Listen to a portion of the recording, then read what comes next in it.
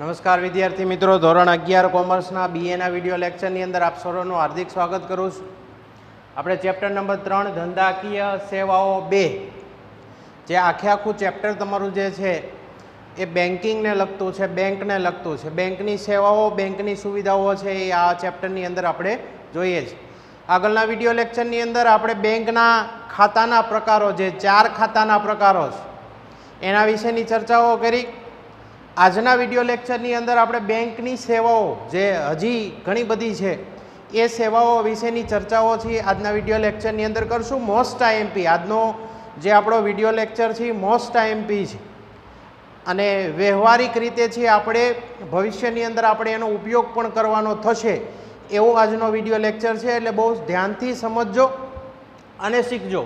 સૌથી પહેલાં બેંકની સેવાઓ છે એની અંદર આપણે જે અગાઉ ચર્ચા કરી ગયા ફરી વખત અહીંયા રિપીટેશન થાય છે એ છે ડ્રાફ્ટ ઇસ્યુ કરવા. જે આપણે આગળ ડીડી ડિમાન્ડ ડ્રાફ્ટની ચર્ચાઓ છે આપણે કરી ગયા. ડીડીનું ફૂલ ફોર્મ શું થાય? ડિમાન્ડ ડ્રાફ્ટ, બરાબર, જેની ચર્ચાઓ છે આપણે અગાઉ કરી ગયા. ફરી પાછું છે એ તમારે ભણવામાં આવે છે એટલે આપણે ફરી પાછું છે આપણે જોઈએ. ડ્રાફ્ટ એટલે કોઈ પણ એક બેંક બીજી બેંકને લખેલો ચેક છે, જેની અગાઉ પણ ચર્ચાઓ કરી છે. આ તો ફરીવાર તમારે આની અંદર આવે છે એટલા માટે મેં ફરીવાર લખ્યું છે. ડ્રાફ્ટ એટલે કોઈ એક બેંક છે બીજી બેંકને ચેક લખે છે. મેં પહેલાં પણ તમને કીધું હતું કે આ એક વ્યક્તિ છે એ બીજી વ્યક્તિને જો કોઈ એક ગામ કે શહેરમાંથી એને પૈસા મોકલવા હોય બીજી વ્યક્તિને, તો એવો વ્યક્તિ છે એ ડીડી કઢાવે છે, એટલે કે ડ્રાફ્ટ ઇસ્યુ કરાવે છે. ડીડી એટલે ડિમાન્ડ ડ્રાફ્ટ. આની સેવાઓ છે બેંક તમને આપે છે. હવે ડ્રાફ્ટ છે એકાઉન્ટ પે હોવાથી જેના નામનો લખાયેલો હોય એના ખાતામાં જ જમા રકમ જે એ થાય છે. ડ્રાફ્ટની એક ખાસિયત છે, જો ચેક છે ને તો ચેક માની લો કે તમે કોઈ વ્યક્તિને આપો. હવે માની લો કે તમે 5000નો ચેક આપ્યો છે, તમારા ખાતામાં 5000 નથી, તો ચેક છે રિટર્ન થશે. એટલે કે આપણી ભાષામાં આપણે એને ચેક બાઉન્સ થયો કહીએ કે ભાઈ પૈસા નથી અને તમે ચેક આપી દીધો, ચેક બાઉન્સ થયો કહેવાય. પણ આની અંદર એ વસ્તુ નહીં થાય. તમે ડ્રાફ્ટ ઇસ્યુ કરશો અને એ ડ્રાફ્ટ છે સ્પેશિયલી પહેલેથી એકાઉન્ટ પે જ હશે. હવે એકાઉન્ટ પે એટલે શું? તો કે ઘણી વખત તમે લોકો છે ચેક તમે જોયો હોય ચેક, તો ચેકની ઉપર છે આમ 2 ક્રોસની નિશાની હોય, ખૂણા ઉપર આવી આમ 2 ક્રોસની નિશાની હોય, અથવા તો આ 2 ક્રોસની નિશાનીની વચ્ચે આમ લખ્યું હોય એસી પે. જો અહીંયા મેં લખ્યું છે એવી રીતના એસી પે, એનો મતલબ ખાલી 2 લીટા કર્યા હોય તોય એકાઉન્ટ પે થાય, અને ન કર્યા હોય ખાલી આવું લખ્યું હોય એસી પે, એનો મતલબ એકાઉન્ટ પે. જો આવું ચેક ઉપર લખ્યું હોય એનો મતલબ એવો થાય કે તમે પૈસા રોકડમાં ઉપાડી શકવાના નથી. તમારી પાસે ખાતું હોવું જરૂરી છે. પૈસા જે ખાતામાં જમા થશે, તમને રોકડા બેંક છે હાથમાં આપશે નહીં, બરાબર. તો આવું જ્યારે પણ લખ્યું હોય ત્યારે તમે સમજી લો કે આવા 2 લીટા કર્યા હોય અથવા તો લીટાની વચ્ચે એવું લખ્યું હોય એસી પે, એનો મતલબ એકાઉન્ટ પે. તમારું ખાતું બેંકમાં હોવું જરૂરી છે. આ પૈસા એટલે કે જે બેંકના જે ચેકના પૈસા છે એ ખાતામાં જ જમા થશે, તમને રોકડમાં પૈસા મળશે નહીં. તો આ વસ્તુ છે એ ડ્રાફ્ટમાં પહેલેથી જ હોય છે. ડ્રાફ્ટ છે એ રોકડમાં પૈસા આપશે જ નહીં. તમે ડીડી કઢાવો ડિમાન્ડ ડ્રાફ્ટ એટલે હાથમાં, એટલે કે રોકડમાં પૈસા તમને મળવાના જ નથી. શેમાં મળવાના છે? એકાઉન્ટમાં મળવાના છે. એટલે જેના નામનો તમે ડીડી કઢાવ્યો હોય, ડ્રાફ્ટ કઢાવ્યો હોય, એ જ વ્યક્તિના ખાતામાં આવો ડ્રાફ્ટ છે એ જમા થશે. બીજું શું કીધું હતું? તો કે ચેકની જેમ રિટર્ન થવાની સંભાવના રહેતી નથી.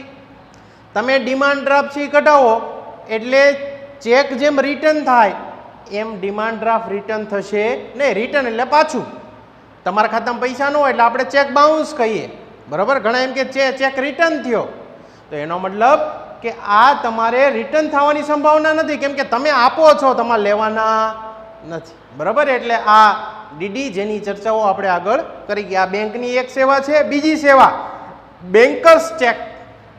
બેંકની બીજી એક સારી સેવા છે જેનું નામ છે બેન્કર્સ ચેક, જેને અંગ્રેજીની અંદર પે ઓર્ડર કહેવામાં આવે છે. બહુ સમજવા જેવી છે, ધ્યાનથી સમજવા જેવી આ એક સુવિધા છે પે ઓર્ડર. હવે બેંક છે એ સ્વીકારેલી રકમના બદલામાં જે ચેક આપે છે એને પે ઓર્ડર કહેવામાં આવે. 1 માર્કમાં પૂછાઈ શકે એવો મોસ્ટ ટાઈમ પ્રશ્ન, પે ઓર્ડર એટલે શું? બેંક જે તમારી પાસેથી પૈસા સ્વીકારે છે, અહીંયા ડીડીમાં કેમ તમારી પાસે પૈસા સ્વીકાર્યા, સામેની સાઈડમાં તમારે બેંકને કમિશન આપવાનું છે. આ બધી સેવાઓની અંદર બેંકને કમિશન મળે છે એટલે આ બધી સેવાઓ આપે છે, એમને બેંક સેવા કરતી નથી. આ વસ્તુ છે એ યાદ રાખવાની છે. પે ઓર્ડર કોને કહેવાય? તો કે બેંકે જે નાણાં સ્વીકાર્યા, ઉદાહરણ તરીકે આ ડીડીમાં મેં 5000નો ડીડી કઢાવ્યો, ડિમાન્ડ ડ્રાફ્ટ કઢાવ્યો, તો એ જે નાણાં સ્વીકાર્યા એના બદલામાં બેંક મને શું આપે છે? એક ચેક આપે છે. અને આ ચેકને શું કહેવામાં આવે છે? પે ઓર્ડર તરીકે ઓળખવામાં આવે છે. ગુજરાતીમાં એને બેન્કર્સ ચેક કહેવામાં આવે છે. બેંક દ્વારા ઇસ્યુ કરવામાં આવતા આવા પે ઓર્ડર છે કે જે શહેર કે ગામમાં વટાવી શકાય. બરાબર? જે શહેર કે જે ગામનો પે ઓર્ડર નીકળ્યો હોય એ જ ગામમાં કે એ જ શહેરમાં તમે આ પે ઓર્ડર છે એ વટાવી શકો. વટાવવાનો મતલબ શું થાય? કે ત્યાંથી તમે પૈસા કલેક્ટ કરી શકો. બીજા ગામમાં જઈ, ઉદાહરણ તરીકે અમરેલીમાંથી મેં રાજકોટનો પે ઓર્ડર છે કઢાવ્યો હોય તો રાજકોટમાં જઈને જ પે ઓર્ડર છે, રાજકોટની કોઈ પણ શાખામાં જઈ અને તમે ત્યાંથી પૈસા કલેક્ટ કરી શકો. પણ રાજકોટથી તમે જુનાગઢ વયા જાઓ અને ત્યાંથી છે એ તમે પૈસા ઉપાડવાની કોશિશ કરો તો ત્યાંથી ઉપડશે નહીં. જે ગામ કે શહેરનો છે એ જ શહેરનો વટાવી શકાય, અન્ય ગામ કે શહેરમાં વટાવી શકાતો નથી. આ વસ્તુ છે એ ખાસ યાદ રાખવાની છે પે ઓર્ડરમાં. પે ઓર્ડર એટલે શું? તો કે તમે જે નાણાં આપ્યા છે, તમારી બેંકે તમારી પાસે જે નાણાં સ્વીકાર્યા છે એના બદલામાં બેંક છે ચેક આપે છે તમને કે ભાઈ અમે એટલા પૈસા આ વ્યક્તિ પાસેથી લીધા છે, અને એ જે ચેક તમને આપે છે, બરાબર, એ ચેકને શું કહેવાય? Pay order. ગુજરાતીમાં એને બેન્કર્સ ચેક કહેવામાં આવે છે. આની ખાસિયત શું છે?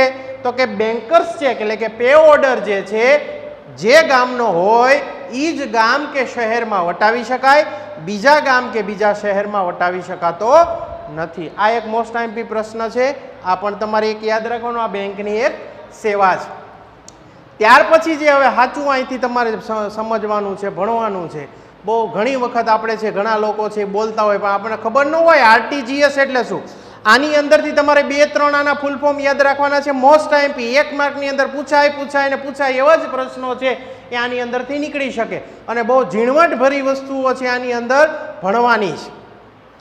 કેમ કે મોસ્ટ ટાઈમ બી છે, દરેક ફોર્મેટની અંદર પૂછાઈ શકે. 1 માર્કમાં પૂછાઈ શકે, 2 માર્કમાં પૂછાઈ શકે, 3 માર્કમાં, 5 માર્કમાં પૂછાઈ શકે એવો આ પ્રશ્ન છે જેને આપણે કહીએ છીએ આરટીજીએસ. આરટીજીએસનું પૂરું નામ શું થાય?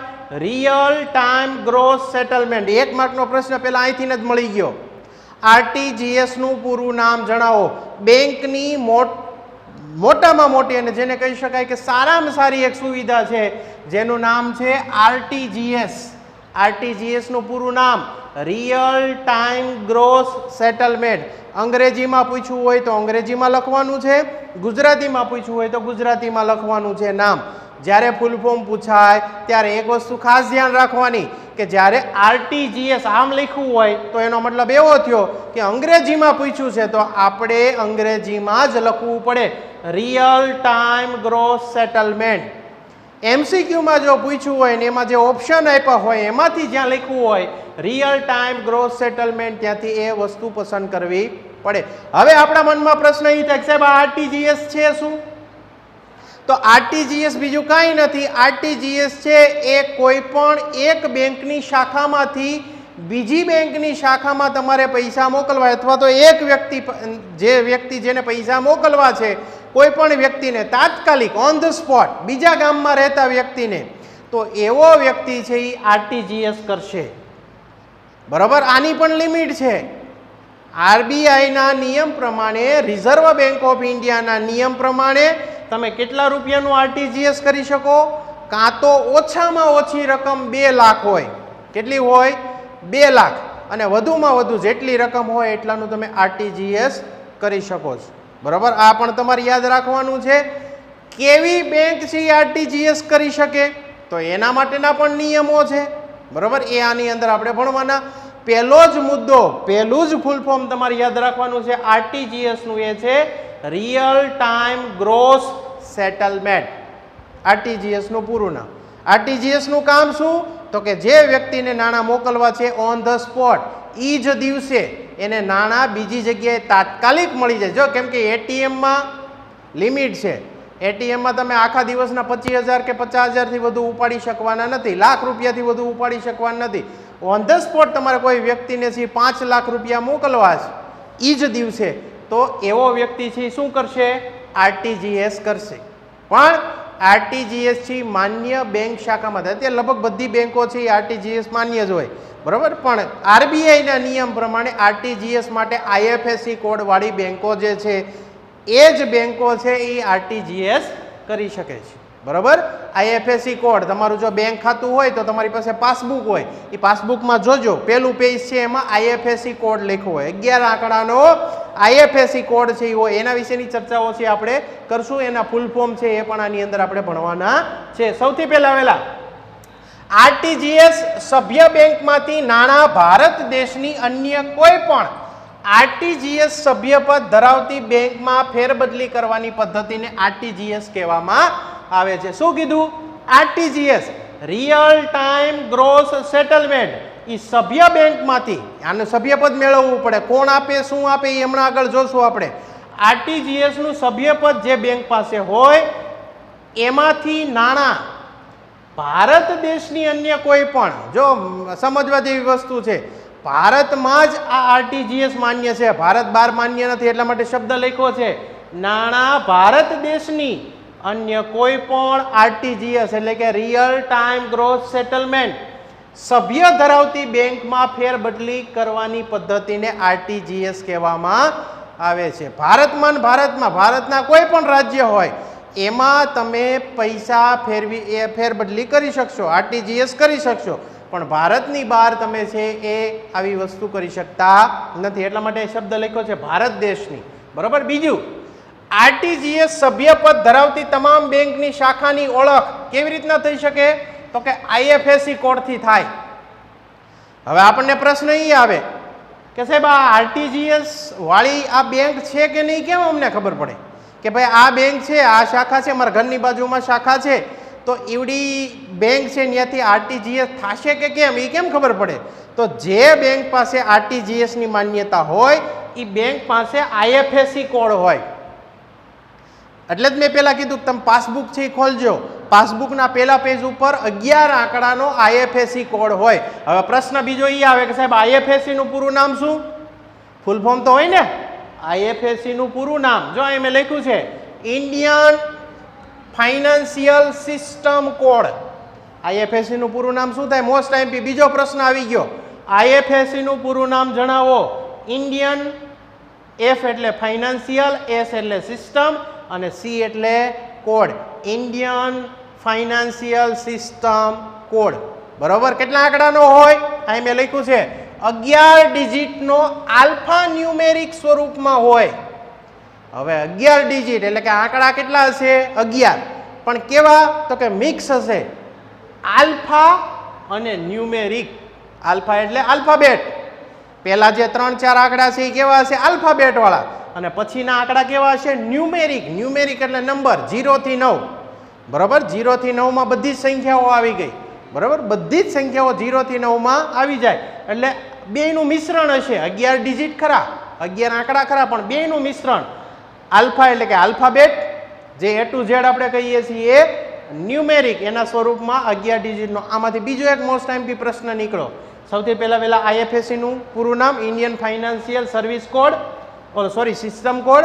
11 આંકડાનો પૂછાય કે આઈએફએસસી કોડ છે કેટલા આંકડાનો આવે? આંકડા કેટલા આવે આઈએફએસસી કોડમાં? તો 11. એમાં આલ્ફા અને ન્યુમેરિક સ્વરૂપમાં છે આ હોય. હવે આ આઈએફએસસી કોડ છે એ ક્યાંથી મળે? બેંકને માનો કે આઈએફએસસી કોડ મેળવવો હોય તો ક્યાંથી મળે? તો એનું પણ અહીંયા ફૂલ ફોર્મ આવ્યું. ત્રીજું ફૂલ ફોર્મ આવે છે આઈએફએસસી કોડ છે એ આઈડીઆરબીટી.